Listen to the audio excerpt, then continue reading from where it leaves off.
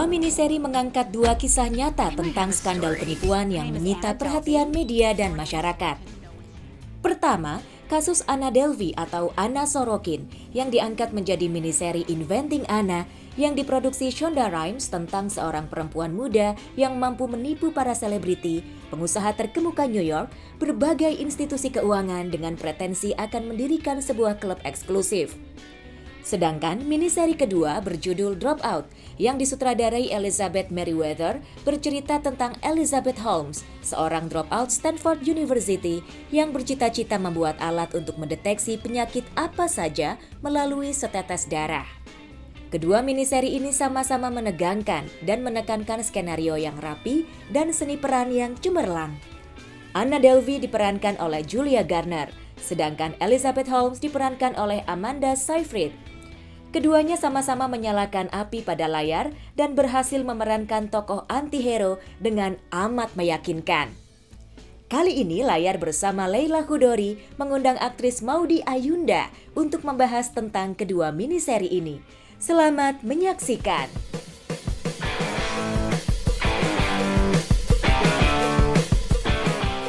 Halo Maudy, apa kabar? Halo Mbak Lela, baik, terima kasih. Ini kelihatannya lagi rame banget. Ini sekarang sibuk apa sih Maudy? Kita baca di mana-mana kayaknya sibuk banget nih, urusan internasional.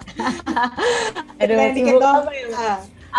Sebenarnya aku mungkin I'm doing a few things gitu ya. Yang pertama memang ada aktif gitu di acara G20. Jadi dari sekarang sampai November memang ada peran di situ. Terus aku lagi belajar investasi gitu juga nih Mbak gitu. Jadi that's been really fun. Terus kalau di film dan musik aku justru lagi break dulu gitu kayaknya. Oke. Terakhir kan kamu main sama Iva ya? Betul, Osman Bubroto. Osman Bubroto. Jadi sementara belum ada yang baru lagi nih, serial maupun belum. Kayaknya baru akhir tahun ini atau mungkin tahun depan deh gitu.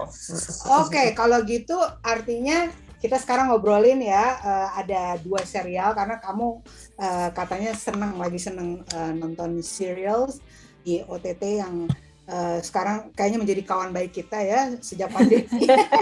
Betul. Sejak pandemi, that's what we do. Dan ini pilihannya Maudy ya kepada semua saya, yaitu Inventing Anna dan The Dropout ya. Nah, ini dua seri yang saya perhatikan mempunyai kemiripan tema, yaitu tentang scam yang dilakukan oleh dua-duanya juga perempuan muda. I could say both of them are from the millennial generation. Tetapi yang membedakan itu kalau Dropout itu tentang Elizabeth Holmes. Yang mencoba menemukan dan memperkenalkan satu mesin, satu alat yang seharusnya maunya dia bisa mendeteksi penyakit apapun dari satu tetes darah. Jadi mesinnya katanya kecil begitu. The other one adalah Inventing Anna, juga berdasarkan kisah nyata Anna Sorokin yang scamming, menipu secara besar-besaran orang-orang kaya raya di New York dan juga institusi-institusi keuangan di New York. Oke, secara garis besar dulu, gimana menurut Maudy? Kenapa kamu memilih serial ini? Jadi awalnya tuh sebenarnya tertarik banget sama Inventing Anna karena memang ke bawah hype juga sih. Itu kan sempat most favorite lah, top rated banget pada saat itu di platform OTT tersebut gitu. Jadi tapi pada saat nonton itu benar-benar memang ketagihan gitu. Ketagihannya tuh maksudnya ada sesuatu tentang cerita-cerita scamming ini atau fraud ini yang sangat fascinating gitu. Kayaknya buat aku dan maupun keluarga aku pada saat kami menonton gitu.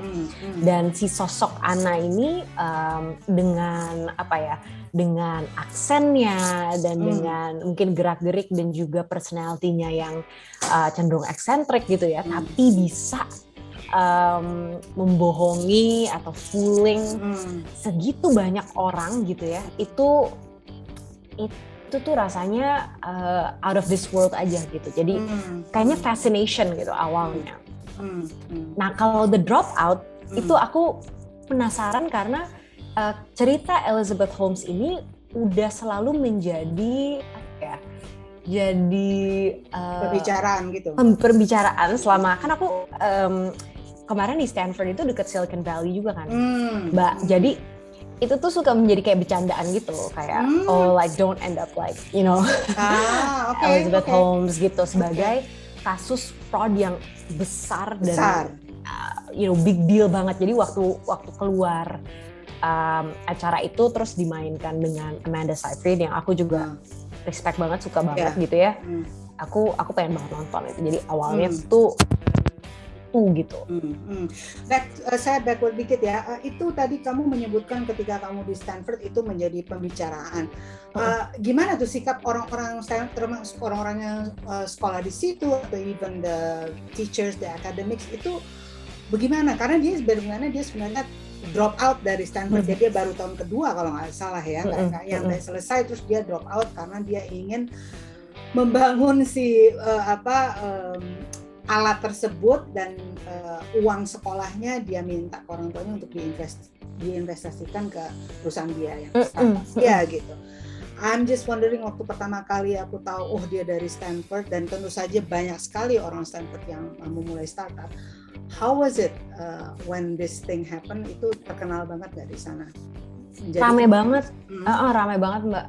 Tapi waktu aku kesana kan memang sudah terjadi gitu ya. Of course. Jadi kalaupun dibahas itu lebih passing by dan sebagai kayak jangan sampai kayak gitu, atau kayak sebagai kayak tawa, something pretty light gitu. Tapi kalau misalnya dibahas lebih dalam lagi, sebenarnya kasus Elizabeth Holmes ini kan juga mengangkat culture startup ya. Betul.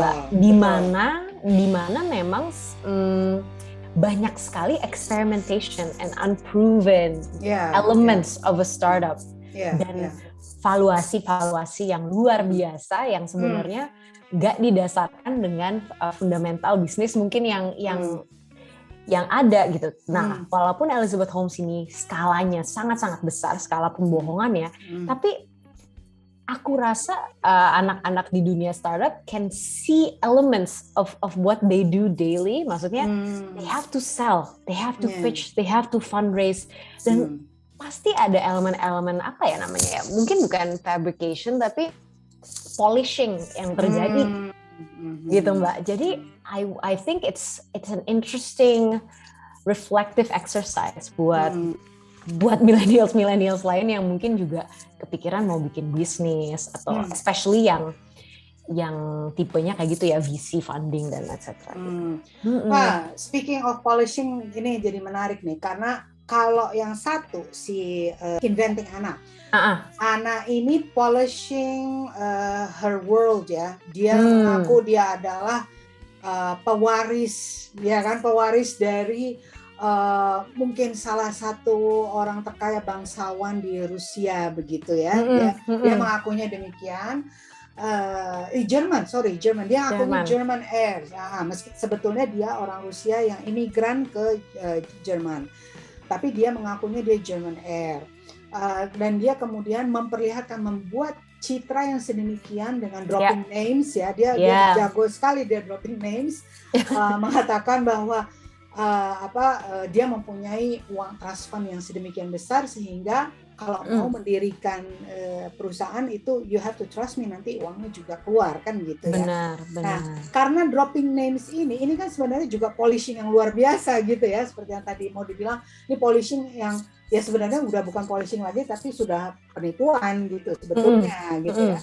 Ini pertanyaan saya, sejauh apa seseorang yang ingin membuat startup itu bisa mempolish ya, membesarkan CV-nya dan jualannya itu sebesar apa sehingga dia tidak melewati batas sampai pembohongan atau penipuan, karena inilah yang terjadi sama dua orang ini. Ya memang makanya agak gray area juga ya Mbak, makanya mungkin bisa akhirnya slippery slope terjadi seperti Elizabeth Holmes, karena banyak juga startup itu kan yang fundraise hanya based on janji. Maksudnya janji adalah pre-product, Mbak. Jadi produknya itu memang belum ada, hanya sebuah ide, dan mereka maksudnya orang-orang ini bisa fundraise sampai ratusan miliaran rupiah, etc. Jadi ini memang bisa dibilang mungkin The Dropout ini juga menjadi komentari atau criticism terhadap budaya startup yang sekarang dimiliki gitu, bahwa ada bubble itu di mana menjadi memungkinkan untuk para entrepreneurs untuk melakukan fabrication atau melakukan polishing yang berlebihan gitu. Namanya polishing sih itu pasti terjadi dalam pitching atau dalam selling apapun gitu. Nah, titik sampai ujung mana nih gitu kan? Aku rasa polishing itu kalau yang Elizabeth Holmes lakukan itu benar-benar crossing the line, karena dia benar-benar membuat klaim yang tidak benar gitu. Iya. Nah, kita kembali ke Inventing Anna dulu nih ya. Ini yang membuat saya senang sekali sampai saya nontonnya sekali duduk nih, gila nggak sih? Wow. Sampai jam 3 pagi kalau nggak salah, because I really want to know more about nasibnya Jesse Pressler sebetulnya, karena ini dibuat berdasarkan laporannya seorang wartawan New York, sehingga it kind of feel personal for me gitu ya. What do you think of this approach Inventing Anna?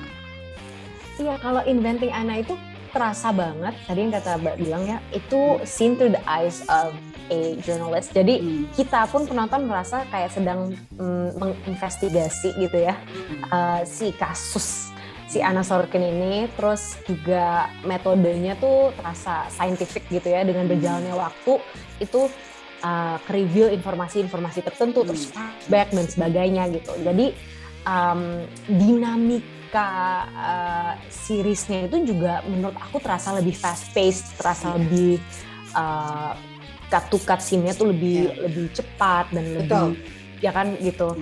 And juga ada elemen lebih glamorous gitu. Iya, karena dunia dia.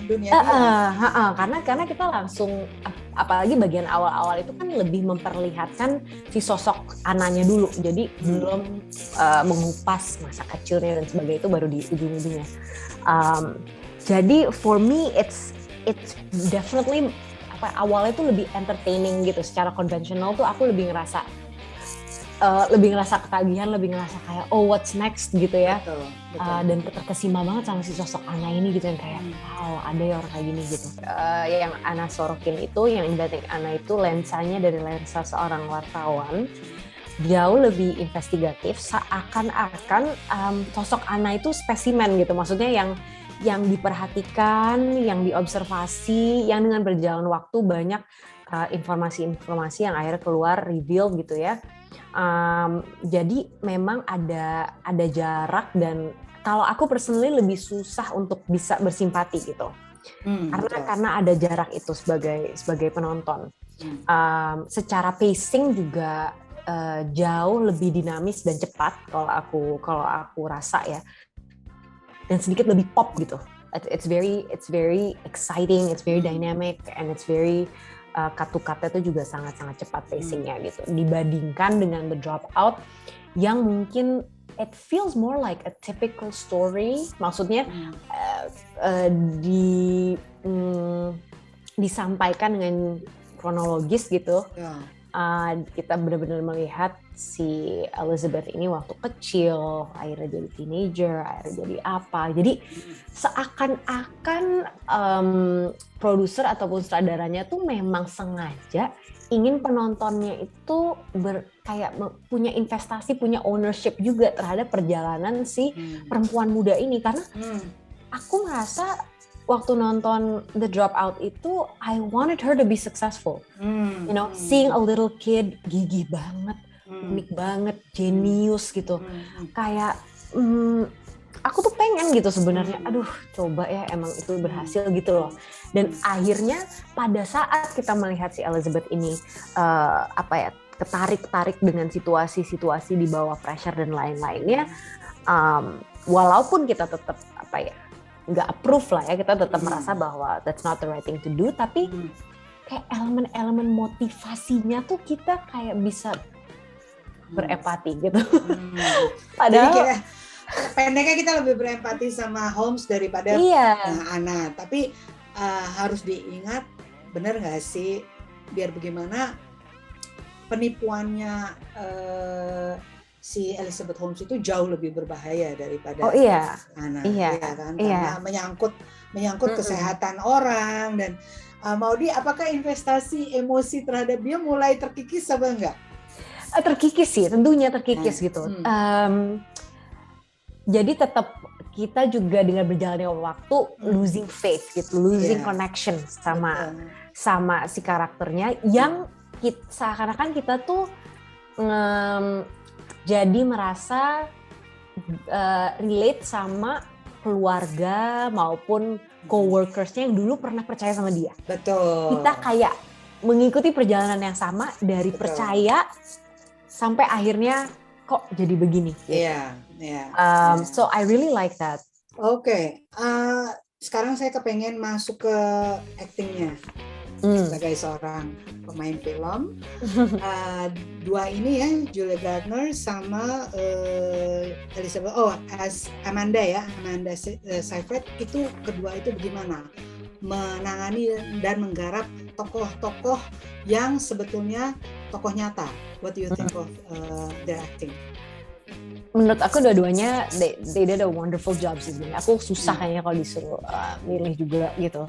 Si Julia Garner ini aksennya tuh menurut aku, apalagi setelah aku tahu ya dia nggak punya aksen itu ya. Jadi maksudnya the real person gitu. Jadi aku wow ini luar biasa banget gitu, dia bisa. Dia kayaknya bener-bener method acting atau apa nggak tahu, tapi kayak bener-bener masuk gitu ke dalam karakter si Anna ini.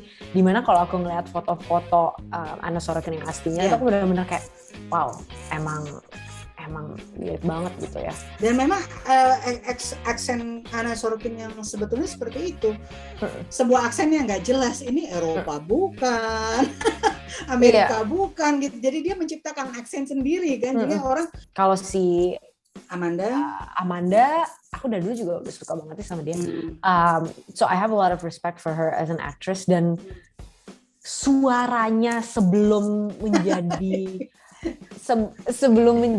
deep aja itu udah berubah dari suara Amanda Seyfried aslinya. Aku geli loh ketika dia lagi latihan. Gue mau latihan dong. That was so good. That was really good. So good gitu. Dan dia kan nggak konsisten juga kan setelah dia ngubah voice tuh dia masih naik turun gitu. Tapi pertama kali dia mengubah terus dia mempraktekkan ngomong sama si Don. Dia ngomong gitu sama Don di telepon, terus si Donnya lagi sakit. Do you have cold? That was funny. Itu lucu banget. Saya pengen tanya ini karena dia nih dua-duanya anti-hero. Maudy sebagai seorang pemain berani nggak suatu hari main anti-hero? Yang dari awal tuh udah hello, we don't like you gitu. Berani nggak? Berani sih sebenarnya. Berani sih karena itu menantang kan menjadi anti-hero. Menantang. Dan bagaimana anti-hero itu believable, karena kan yang susah sebenarnya challenge-nya adalah pada saat kita menjadi anti-hero tuh gimana caranya kita tetap punya elemen-elemen yang memang human juga sebenarnya, yang bisa menjadikan motivation sampai akhirnya kita jadi si anti-hero itu gitu. Dan itu menarik karena kalau anti-hero tapi nggak relatable tuh jadi nggak kayak I don't believe someone like this exists gitu. Jadi membuat penonton kind of rooting for the person juga, biarpun kita tahu dia nipu atau dia ngebohong, tapi kita kayaknya sayang sama dia gitu ya. Benar. Jadi kita kayak kita paling nggak bisa kebayang kayak motivasinya ini nih gitu, kayak misalnya gitu sih. Okay. Jadi ini berarti mesti milih skripnya yang keren, ya nggak sih? Iya. skripnya ada script writingnya itu penting banget sih. Oke, pertanyaan terakhir sebelum kita closing adalah di dua serial ini ya, baik Inventing Anna maupun The Dropout, itu kita lihat para institusi keuangan maupun semua pihak-pihak yang akhirnya jatuh sayang dan jatuh percaya kepada Anna maupun kepada Elizabeth Holmes itu kelihatan pada akhirnya betul-betul percaya. Kayak Don itu benar-benar membela dia loh. Ingat gak kan dia sampai mengeluarkan si orang dari Apple itu kan, nggak keluar karena I believe in Holmes gitu, I believe in Elizabeth Holmes. Sampai dia terus telepon, gue udah ngeluarin siapalah itu yang dari Apple, dari board, karena I believe in you. Lo udah bilang sama, lo cerita semua kan ke gue, whatever. Dan of course si Holmes ngebohong ya. Dan juga kalau kita lihat Anna itu semua orang percaya sama dia. Once kalau they believe in her, they really believe in her. Menurut Modi, kenapa perusahaan-perusahaan besar ini atau orang-orang kaya di dalam halnya Anna itu betul-betul percaya, betul-betul termakan oleh semua bujuk rayu dan citra yang ditampilkan? Kenapa gitu? Apakah karena orang selalu kagum dengan dropping names atau apa yang menyebabkan mereka itu kok bisa sih gitu? Kalau saya tuh orangnya malah gampang curiga gitu. Iya. Ini apaan sih gitu? Dan juga memang nggak mampu anyway. Tapi maksudnya saya tuh agak susah percaya gitu loh dengan hal yang terlalu too good to be true gitu. Kenapa ini perusahaan gede loh? Aku sempat mikir juga sih, karena ini kayaknya I needed a lot of reflection. Kayaknya menurut aku ada dua fenomenon di sini, Mbak. Yang pertama adalah a very human tendency to value uniqueness gitu. Itu sangat human. Pada saat kita ngelihat orang unik, maksudnya punya kemampuan yang unik atau mereka punya kapabilitas yang unik, itu yang pertama menarik, catches our attention. Yang kedua, kayaknya akhirnya banyak orang tuh kayak memiliki positive bias terhadap uniqueness gitu. Aku nggak tahu ini cultural atau apa, tapi aku rasa ada elemen itu tuh, bahwa orang suka orang unik dan kayak pengen mereka sukses gitu. Kayak dua-duanya ini emang unik nih. Iya, unik karena mereka cara ngomongnya beda, personality-nya berbeda, drive-nya itu berbeda gitu kan. Dan idenya sendiri juga unik. Idenya sendiri juga unik gitu. Jadi itu pertama. Nah, menurut aku fenomenon kedua yang juga lumayan at play here adalah kayaknya kita sebagai manusia tuh suka deh supporting underdog. Jadi orang-orang yang kayak misalnya di kasus mereka adalah perempuan muda gitu kan, itu kan sebenarnya si Anna imigran kan? Iya, imigran gitu kan, atau yang kasusnya Elizabeth Holmes yang trek gitu ya. Jadi situasi yang drop out gitu kan. Jadi kayaknya sesuatu yang nggak mungkin atau yang sesuatu yang conventionally itu not set up for success, tapi mereka punya drive, punya apa tuh, menurut aku itu ada kecenderungan orang akhirnya wanting to root for the underdog. Jadi narasinya jadi kelihatan keren gitu kan, dulunya dia begini ya, sekarang dia sukses menemukan ini gitu kan. Iya gitu, jadi kayaknya dua itu deh gitu. No, that's very very valid dan saya nggak kepikiran tuh. Ada narasi-narasi yang kepingin diciptakan gitu nantinya kalau sukses, we can say oh dia dulunya seorang migran gitu ya. Wow, that's very good. Oke, jadi ini dua serial yang kira-kira memang layak ditonton, tapi menurut Modi yang mana? Atau dua-duanya atau ada salah satu yang lebih wajib ditonton para pemirsa nih? Sebenarnya dua-duanya bagus sekali sih menurut aku, patut ditonton gitu ya. Tapi kalau aku sendiri personally lebih tertarik atau lebih seneng nonton The Dropout karena humanis gitu, dan aku benar-benar kayak ngikutin si ceritanya si Elizabeth Holmes ini, dan mungkin tuh bias aku sendiri, aku suka gitu cerita-cerita yang gitu. No, I agree. Ada soal akademiknya, dan buat saya ini soal kepentingan masyarakat karena ya kesehatan kan ya gitu ya. Nah tapi kalau Inventing Anna aku suka karena ada wartawannya. Itu juga kebayang. Ada wartawannya. Oke, makasih banget ya Modi ya. Kapan-kapan jangan bosen ya ngobrol lagi soal film ya. Oke, bye-bye. Terima kasih, bye-bye.